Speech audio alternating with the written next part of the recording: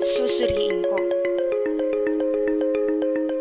Unawain at sagutin ang sumusunod na mga tanong sa pahina 27 hanggang pahina 28. Tatandaan ko. Ang buhay ay isang banal na handog mula sa Diyos. Dahil banal ang buhay natin, hindi ito kailanman maaaring abusuhin o lapastanganin.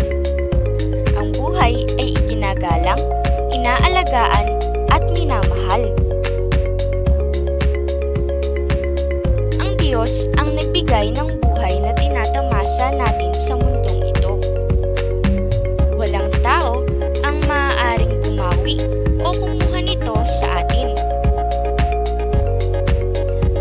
Pagpapalaglag ng sanggol sa sinapupunan ng isang ina, pagpapakamatay, pagpatay sa buhay ng iba, pakikiisa sa digmaan at mga puwersang nagpapalaganap ng karahasan ay sumasalungat sa ipinag-uutos ng Diyos tungkol sa buhay ng tao.